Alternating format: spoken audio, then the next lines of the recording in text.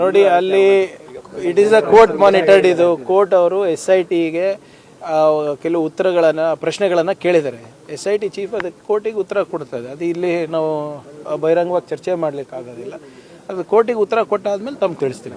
ಅರ್ಜಿಯಲ್ಲಿ ಕೂಡ ಈಗ ಷಡ್ಯಂತ್ರ ನಡೆದಿರೋದಕ್ಕೆ ಬೇರೆ ಬೇರೆ ಭಾಗದಿಂದ ದುಡ್ಡು ಬಂದಿದೆ. ಕೆಲವರು ಈಗ 200 ನೋಡಿ, ಅದು ಮಾಧ್ಯಮದಲ್ಲಿರ್ಬೋದು, ಕೋರ್ಟ್ನಲ್ಲಿ ಸಬ್ಮಿಟ್ ಮಾಡಿದ್ದಾರೆ ಅಂತ ಹೇಳ್ತಾ ಇದ್ದಾರೆ. ಮಾಧ್ಯಮದಲ್ಲಿ ಕೂಡ ಪ್ರಕಟಣೆ ಆಗಿದೆ. It is not a small amount ಅಲ್ಲ.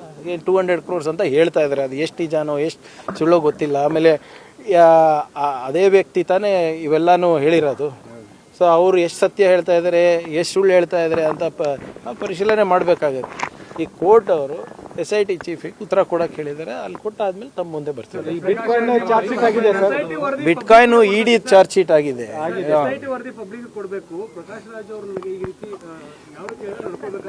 ಈಗ ಹೆಸರು ಪ್ರಸ್ತಾಪ ಆದ ತಕ್ಷಣನೇ ಎಲ್ಲರೂ ಕ್ರಿಮಿನಲ್ ಅಂತ ಅಲ್ಲ.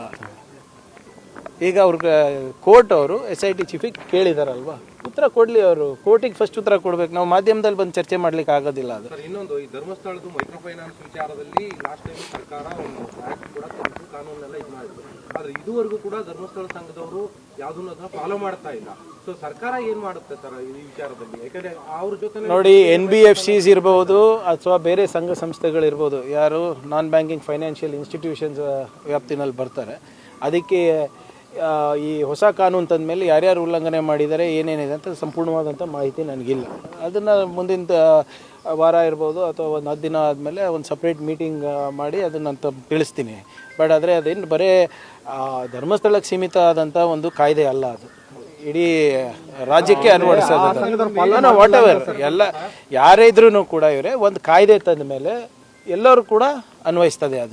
ಅದು ಯಾವುದೇ ಸಂಘ ಸಂಸ್ಥೆದಿರ್ಬೋದು ಅಥವಾ ಯಾವುದೇ ಟೆಂಪಲ್ ಟ್ರಸ್ಟ್ ಇರ್ಬೋದು ಅಥವಾ ವೈಯಕ್ತಿಕವಾಗಿರ್ಬೋದು, everybody has to follow the law. ಆದ್ರೆ ಧರ್ಮಸ್ಥಳ ಸಂಘದಲ್ಲಿ 106 ಕೋಟಿ ರೂಪಾಯಿ ಕ್ಯಾಶ್ ಟ್ರಾನ್ಸಾಕ್ಷನ್ ಆಗ್ತಾ ಇದೆ. ಯಾಕಂದ್ರೆ ಯಾರ ಹತ್ರನೂ ಅವರು ಆನ್ಲೈನ್ ಪೇಮೆಂಟ್ ತಗೊಳ್ತಾ ಇಲ್ಲ. ಅದೇ ಏನಿದ್ರು ಕೂಡ ಅದು ತನಿಖೆ ಮಾಡಬೇಕಲ್ಲ. ಯಾಕಂದರೆ ಕಂಪ್ಲೇಂಟ್ ಏನಿದೆ ಅಂತ ಅದು ಸಂಪೂರ್ಣ ಮಾಹಿತಿ ನನಗಿಲ್ಲ. ಈಗ ತಾವು ಹೇಳಿದ್ಮೇಲೆ ನನಗೆ ಗೊತ್ತಾಗಿರೋದು. Will check on it. But ಒಂದು ಕಾಯ್ದೆ ತಂದ ಮೇಲೆ it is not limited to an individual or one particular institution. ಅದು ಎಲ್ಲರಿಗೂ ಅನ್ವಯಿಸ್ತದೆ. ಅದು ಬಿಟ್ಕಾಯಿನ್ ಏನು ಪ್ರಕರಣ ಮುಂದೆ ಇಲ್ಲಿ ನೋಡೋಣ. ಇವರೇ ಇನ್ನು ಅದು EDದಿದೆ. ನಮ್ಮ ವ್ಯಾಪ್ತಿನಲ್ಲಿ ಇಲ್ಲ. ಅವ್ರು ಏನು ಚಾರ್ಜ್ ಶೀಟ್ ಹಾಕಿದ್ದಾರೆ ಅದು ನಮ್ಮ ವ್ಯಾಪ್ತಿಗೆ ಬರೋದಿಲ್ಲ. ಆದರೆ ಈಗೇನು ಕ್ಯಾಬಿನೆಟ್ ಸಬ್ ಕಮಿಟಿ ಒಂದು ರಚನೆ ಮಾಡಿಬಿಟ್ಟು ಕೆಲವು ಕೇಸಸನ್ನು ಹಿಂದಿನ ಮುಖ್ಯಮಂತ್ರಿ, ಹಿಂದಿನ ಉಪಮುಖ್ಯಮಂತ್ರಿಗಳು ಅದು ಉಪಸಮಿತಿ ಅಧ್ಯಕ್ಷರಿದ್ದರು. ಈಗ ಅದನ್ನು ಪುನರ್ರಚನೆ ಮಾಡಬೇಕು ಅಥವಾ ಅದನ್ನು ಅಲ್ಲೇ ನಿಲ್ಲಿಸ್ಬಿಟ್ಟು ಅದಕ್ಕೆ ಸೂಕ್ತವಾದಂಥ ಕ್ರಮ ತಗೋಬೇಕು ಅಂದ್ಬಿಟ್ಟು ಮಾನ್ಯ ಮುಖ್ಯಮಂತ್ರಿಗಳ ತೀರ್ಮಾನ ಆದಮೇಲೆ ನಾನು ನಿಮಗೆ ಹೇಳಿಕೆ ಆಗ್ಬೋದು.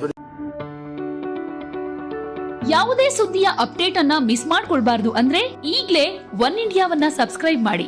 ನಿಮಗೆ ಬೇಕಾದ ಭಾಷೆಯಲ್ಲಿ ಎಲ್ಲಾ ಸುದ್ದಿ ತಿಳಿಬೇಕು ಅಂದ್ರೆ ಒನ್ ಇಂಡಿಯಾ ಆಪ್ ಅನ್ನ ಡೌನ್ಲೋಡ್ ಮಾಡ್ಕೊಳ್ಳಿ.